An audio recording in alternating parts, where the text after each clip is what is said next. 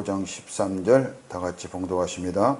충성된 사자는 그를 보낸 이에게 마치 추수하는 날의 얼음 냉수 같아서 능히 그 주인의 마음을 시원하게 하느니라.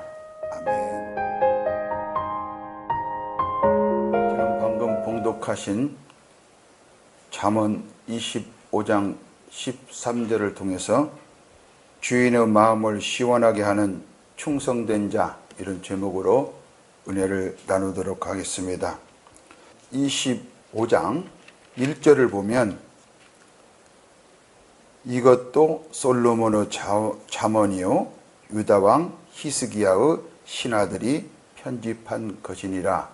이래서 이 잠언을, 솔로몬의 잠언을 유다왕 히스기야의 신하들이 편집한 것이라고 소개하고 있습니다. 이 역대하를 보면 히스기야는 여호와 보시기에 정직히 행하였다고 합니다.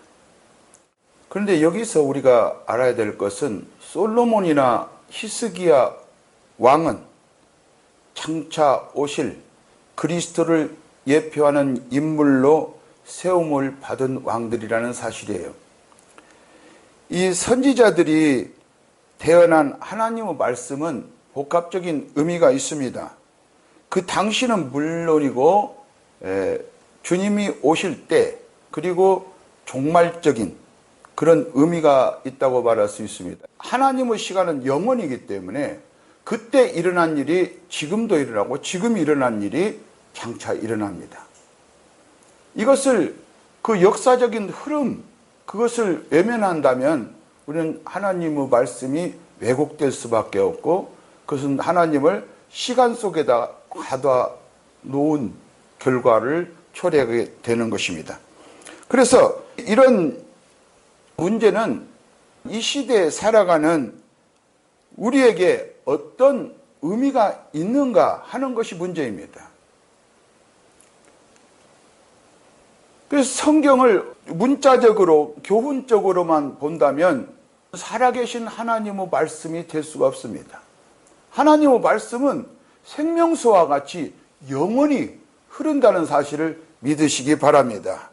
또 그리고 흐르는 역사성을 무시하게 되고, 그렇게 되면 그 구원 계획이 무의미하게 되고, 예수 그리스도께서 십자가에 달려서 이제 다 이뤘다 하신 그 일들이 우리하고는 아무런 연관이 없게 됩니다. 2000년 전에 죽으신 예수님이 시간 속에서 그때로 끝난다면 지금 우리하고 아무런 연관이 되지 않죠. 에베소서 3장 8절로 9절을 보면 모든 성도 중에 지극히 작은 자보다 더 작은 나에게 이 은혜를 주신 것은 측량할 수 없는 그리스도의 풍성함을 이방인에게 전하게 하시고 영원부터 만물을 창조하신 하나님 속에 감추어졌던 비밀의 경륜이 어떠한 것을 드러내게 하려 하심이라. 바울 사도를 이렇게 부르시는 것은 그 하나님 속에 갖추었던 하나님의 경륜, 구원 계획, 이것을 많은 사람에게 알게 하려는 것이지요. 그렇다면 우리가 성경을 대할 때 그것을 알게 되고, 우리 또한 사람들에게 그들이 알지 못하는 하나님의 비밀을 전하게 되는 것이죠.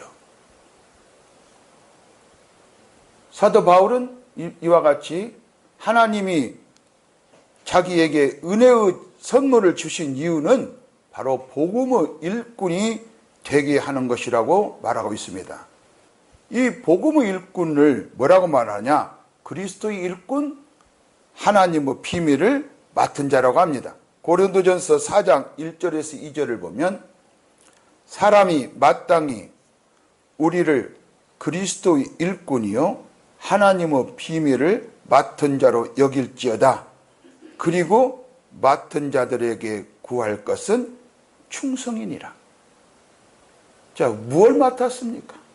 우리가 하나님의 비밀을 맡았다. 하나님의 비밀을 맡았다면 하나님께 구할 것은 이 비밀을 담대하게 선포할 수 있도록 구해야 됩니다. 여러분, 기도하지 않고는 우리가 행할 수가 없는 것입니다. 잠자기 전에나 잠을 자고 있는 동안이나 기도해야 됩니다. 우리는 맡았으면 충성된 종이 되려면 기도해야 됩니다. 구해야 됩니다. 충성된 종이 되게 해달라고. 충성된 종으로서 주님께 헌신할 수 있도록 기도해야 되는 것입니다. 자, 그래서 충성된 사자는 복음의 일꾼입니다. 그럼 복음의 일꾼이라면 복음을 전해야 되겠죠. 복음을 전하지 않으면 안 됩니다. 여러분, 복음은 전해도 되고 안 전해도 되고 그런 것은 아닙니다. 왜냐하면 복음을 듣고 믿어서 성령의 인치심을 받았기 때문에 우리는 반드시 복음을 전해야 됩니다. 때를 얻든지 못 얻든지 여러분 입에서 복음이 나와야 됩니다. 복음을 부끄러워하지 마시고 항상 전하십시오. 그러면 여러분에게는 엄청난 축복이 나타나게 되고 하나님의 은혜가 충만할 것입니다. 자, 그래서 우리는 복음의 일꾼이기 때문에 복음을 옆에다 제껴놓고 어떤 세상적인 좋은 말을 하게 된다면 모든 곳에 다, 모든 종교에 다 구원이 있는 것이 되어버려요. 오직 복음을 듣고 믿어서 우리는 구원받습니다. 그래서 복음을 그리스도의 복음이라고 그래요.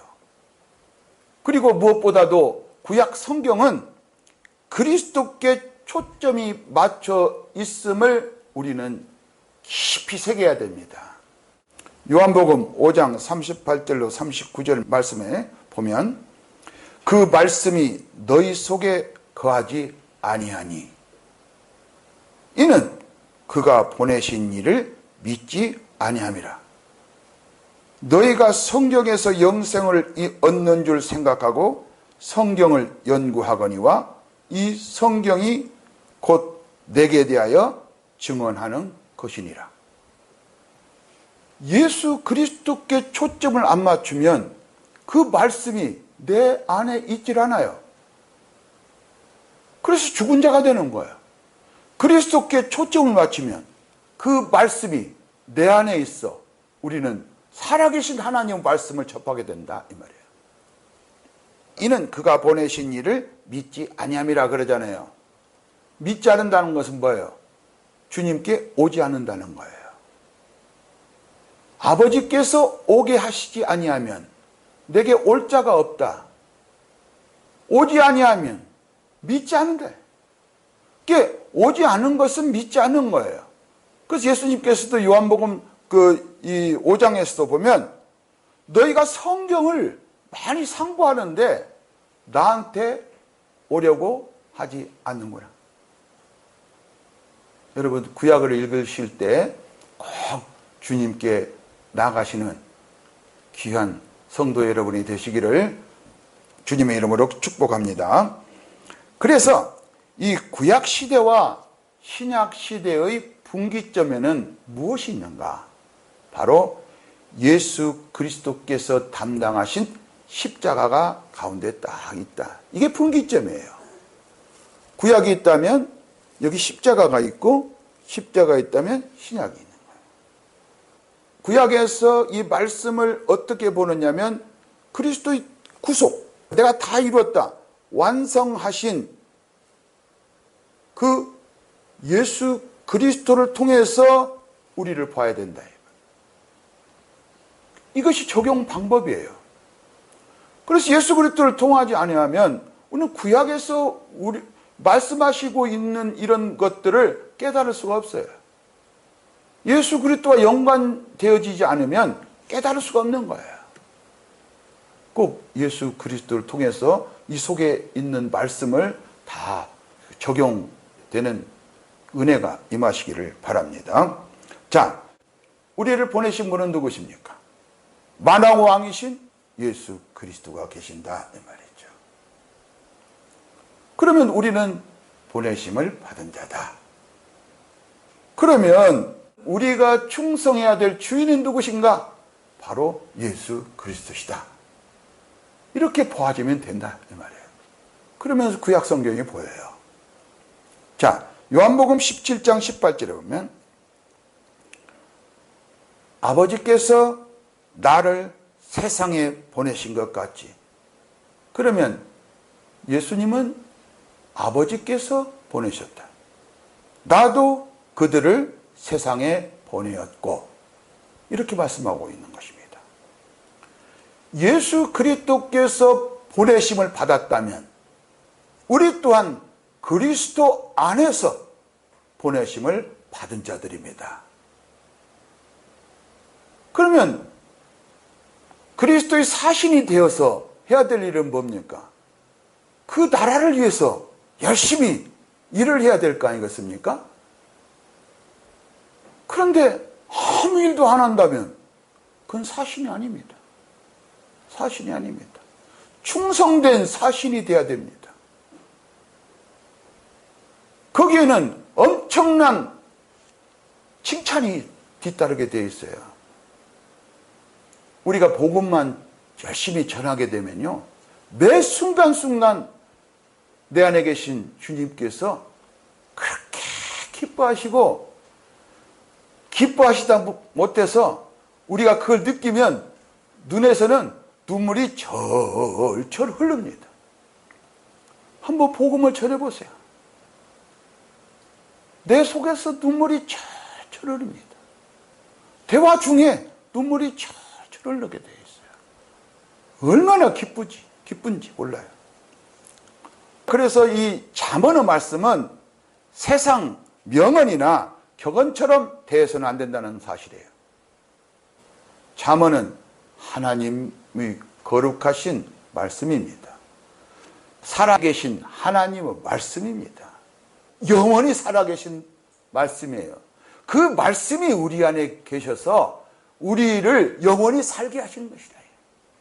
그 말씀을 우리가 영접하면 우리는 영원히 살게 되는 거야. 그래서 그 말씀이 육신이 되어 우리 가운데 거하시게 된 거죠. 그분이 바로 하나님의 아들 예수 그리스도이십니다. 우리는 잠언을 주님의 분부로 받아들여야 됩니다. 주님께서 이렇게 해라. 주인이 이렇게 하라고 했을 때는 그냥 우리 보고 하라는 건 아닙니다. 주인이 하라고 했을 때는 꼭 내가 그렇게 하도록 했단다 이 말이에요. 여러분 이걸 꼭 명심하시기 바랍니다. 25절을 보면 주님은 우리로부터 좋은 기별을 기대하십니다. 우리는 보내심을 받았으니까 매일매일 주인한테 좋은 기별을 줘야 될 거 아니겠습니까? 그런데 좋은 기별은 그 주인이 말씀하신 그 분부대로 잘 행해야 됩니다. 그래서 주인의 분부를 받들려면 보냄을 받은 사자는 항상 주인의 마음을 잘 헤아려야 됩니다. 부모 자식 간에도 소통이 없으면 부모 마음을 제대로 모릅니다. 자, 아무튼 주인의 마음을 잘 헤아려야 합니다. 그래서 먼 땅에서 오는 좋은 기별은 목마른 사람에게 냉수와 같으니라. 목마른 사람에게 냉수한 것은 얼마나 좋습니까? 복음을 전파할 때 주님은 시원하다.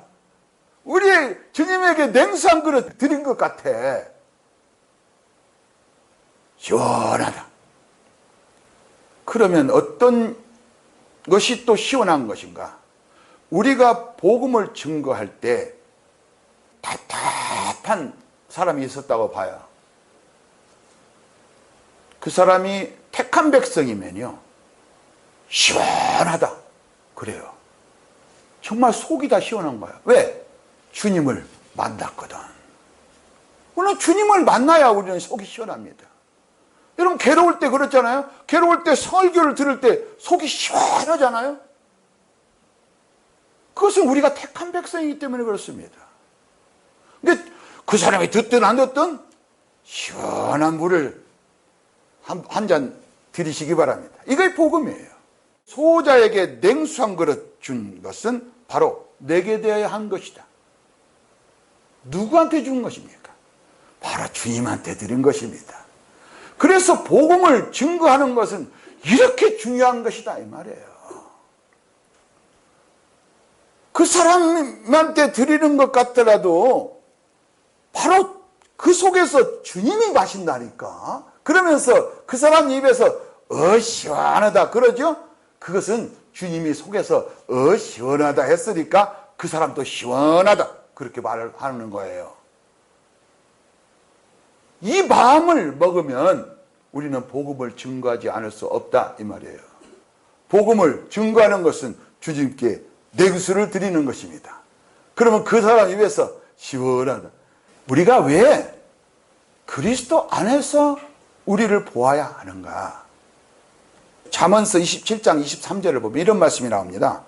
네 양떼의 형편을 부지런히 살피며 네 소떼에게 마음을 두라 이렇게 말하고 있어요. 그러면 우리 소떼, 내 양떼 아닙니까? 내 것이라는 얘기입니까?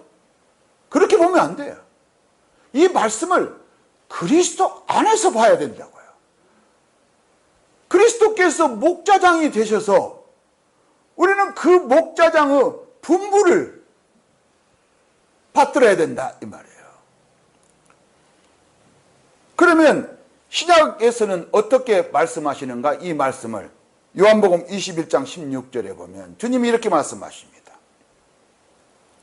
또 두 번째 이르시되 첫 번째, 두 번째, 세 번째 다 이런 말씀이시죠. 요한의 아들 시몬아 네가 나를 사랑하느냐. 자, 이 말씀이 우리에게 하시는 말씀입니다. 하시니 이르되 주님 그러하나이다. 내가 주님을 사랑하는 줄 주님께서 아시나이다. 이르시되 내 양을 치라. 이 가르치는 것, 그것은 주님을 사랑하는 거예요. 주님을 사랑하지 않은 사람은 복음을 증거하지 않습니다. 주님을 사랑하지 않은 사람은 다른 말만 합니다. 인기에 영합합니다. 사람들을 봅니다. 사람 비유 맞춥니다. 그 사람들은 세상을 사랑하는 것이지 주님을 사랑하지 않습니다. 주님을 사랑하는 증거는 바로 복음을 증거하는 것입니다. 이게 바로 우리가 주님의 증인이라는 거예요. 우리가 어떻게 주님을 사랑합니까? 주님이 나를 사랑했기 때문에 그 사랑을 받으니까 우리는 주님을 사랑하는 거예요. 여러분, 절대로 우리 스스로가 주님을 사랑할 수는 없습니다. 예수께서 우리를 얼마나 사랑하시는가 그 복음을 듣고 믿을 때 우리는 주님을 사랑하게 됩니다. 사람 스스로가 주님을 절대로 사랑할 수는 없습니다. 그런 교만한 마음을 갖지 말아야 됩니다. 주님이 우리를 어떻게 사랑한지 아십니까? 우리가 죄인 되었을 때, 우리가 원수 되었을 때 자기 몸을 들여서, 제물로 들여서 우리를 얼마나 사랑하시는지를 십자가에서 확증하신 거예요. 그 사랑을 받은 사람만이 바로 주님이 아시는 사람이요, 주님이 택한 자요, 주님이 부르시는 자요, 그런 사람이 복음을 증거하게 되는 것이죠. 우리가 가진 모든 것은 누구 것입니까? 네 것이라고 했잖아요. 네 양떼, 네 소떼, 그렇지 않습니까? 우리가 가진 모든 것이 주님 것이야만이 우리가 모든 것을 갖습니다. 이 욕심에 찬 인간들은 자기 것을 좋아합니다. 그런데 주님 것이라고 했을 때 우리는 모든 것을 갖게 돼 있어요. 자기 것에 연연하면 모든 것을 다 잃어버려요. 내 소떼, 내 양떼 했을 때 바로 주님 것을 말하는구나. 주님 것을 말하는구나. 그러면 주님이 뭐라고 말씀하셨지? 내 양떼를 치라. 내 양을 치라. 내 양을 먹이라. 할렐루야. 이러는 거예요. 우리 것은 없고 주님 것이 모든 것입니다. 그럴 때 우리 것은 모든 것이 됩니다. 왜? 그리스도 안에서 우리는 상속자니까. 요 원리를 모르면 평생 가도 허덕허덕거리면서 삽니다. 이 구약 시대는 복음이 온전히 드러난 시대가 아니거든요. 이 감추었던 시대입니다. 그러면 복음이 딱 나타날 때는 어떻습니까? 주님이 나타날 때라. 복음이 나타나는 것은 주님이 나타나는 것이다. 바로 주님이 오시는 그때 복음이 쫙 열릴 거예요. 그래서 1절을 보세요. 이를 숨기는 것은 하나님의 영화다. 오, 이를 숨기신다? 이것이 하나님의 영화다? 그렇죠. 감추었던 비밀을 하나님이 그리스도를 통해서 쫙 나타내시겠다는 그 말이에요. 그렇죠? 이를 숨기는 것. 하나님은 비밀이다. 그러나 하나님은 그리스도를 통해서 그 비밀을 나타내시다. 이 말이에요. 항상 성경을 볼 때 그리스도를 보라고요. 자, 그래서 이 언약이나 구약에서 나오는 그 예언, 이런 것들은 그림자와 같이 베일에 쌓여있던 시대라 선지자들이 깊이 연구해서 우리들에게 알려준 것입니다. 깊이 살펴서. 그런데 우리는 열심히 믿음으로 행하면 되는 거예요. 예수 그리스도를 믿고 순종하면 아주 쉽습니다. 그리스도만 바라보면 쉽습니다. 자, 예수님께서 저주의 가시멜로관을 쓰셨죠? 그리고 우리에게는 무엇을 주십니까? 생명의 멜로관을, 축복의 멜로관을 주셔요. 예수님께서 갈기갈기 찢겼죠? 여러분 혹시 마음에 상처 있습니까? 예수님 보세요. 갈기갈기 찢긴 상처를 보세요. 그러면 우리 상처가 나서요. 우리 영혼 안에 있는 상처들, 그래서 낫는 거예요. 그렇지 않고는 예수님이 무엇 때문에 상처를 받으셔야 되겠냐고요. 우리가 상처가 있으니까. 이 모양 저 모양으로 우리는 많은 상처가 있습니다. 그래 놓고도 그 상처를 끌어안고 있어요. 예수님을 바라보시라고. 그래서 믿음의 주여 온전케 하시는 이 예수를 바라보자. 그러는 거예요. 예수를 바라보지 못하면 아무것도 모릅니다. 베드로전서 1장 10절에서 11절을 보면 이 구원에 대하여는 너에게 임할 은혜를 예언하던 선지자들이 연구하고 부지런히 살펴서 자기 속에 계신 그리스도의 영이 그 받으실 고난과 후에 받으실 영광을 미리 증언하여 누구를 또는 어떠한 때를 지시하시는지 상고하니라. 이 성경은 누가 저자다? 성령이 저자다. 그러면 내 안에 성령이 계신다면 이 성경을 볼 수 있다. 그러면 성령께서는 누구 것을 가지고 나타낸다? 아들 것을 가지고 나타내신다. 또 아들을 알게 하신다. 그러는 거예요. 그래서 우리는 성령이 내 안에 계신 것을 꼭 믿어야 돼요. 그럴 때 우리는 이 성경을 통해서 그리스도를 발견하게 되고 힘을 얻고 모든 것에 다 소망이 있고 그러는 거지요.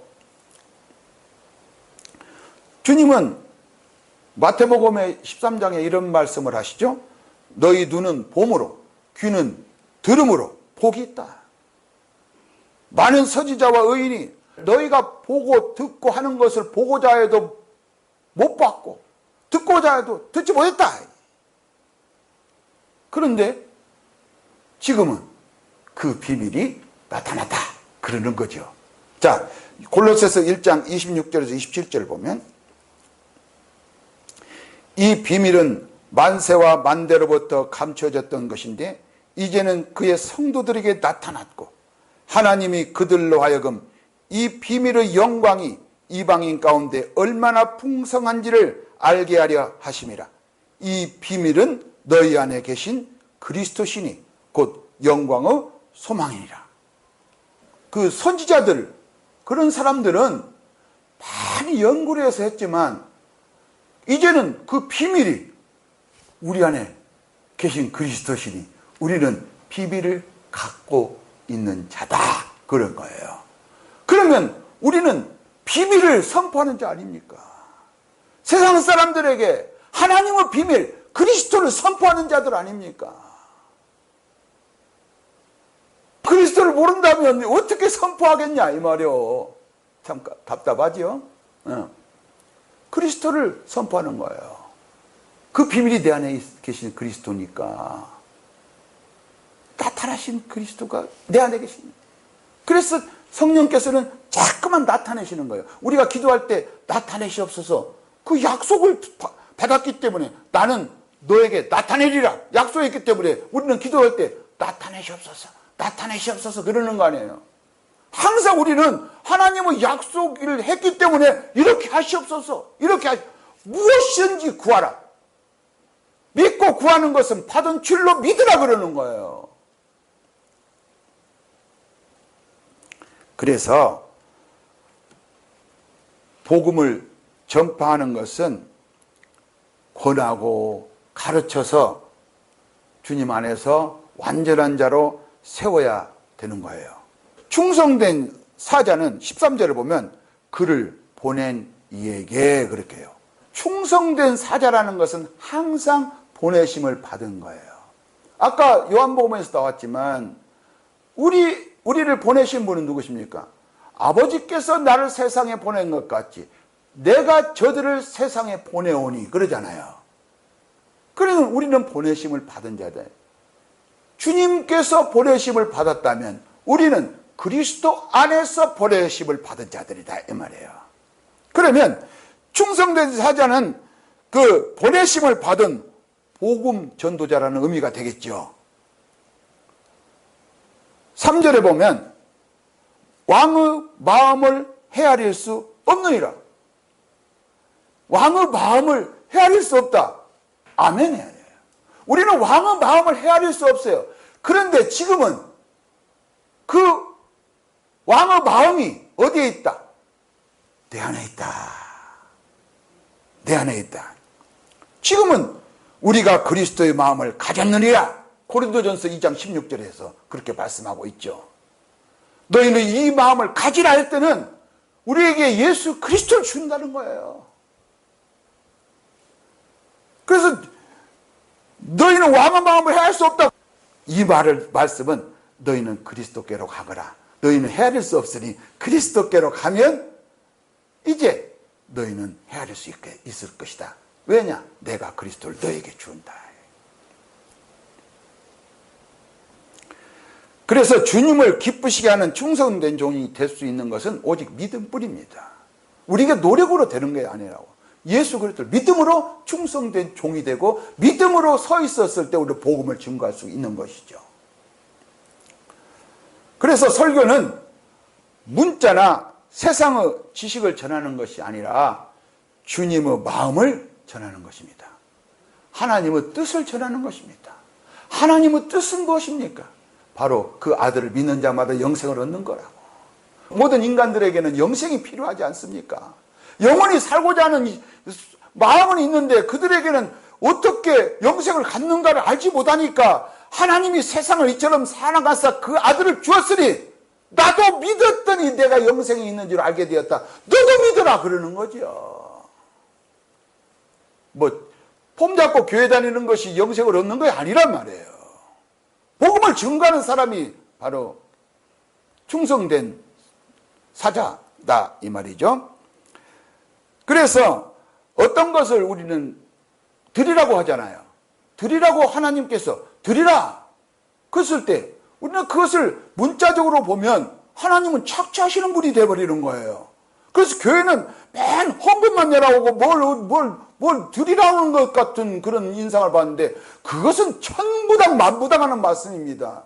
드리라고 했었을 때는 하나님께서는 모든 것을 그 아들과 함께 주셨다는 말씀입니다.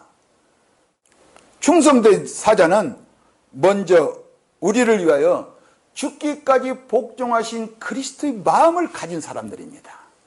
그래서 충성된 사자는 먼저 이렇게 받은 것을 증거합니다.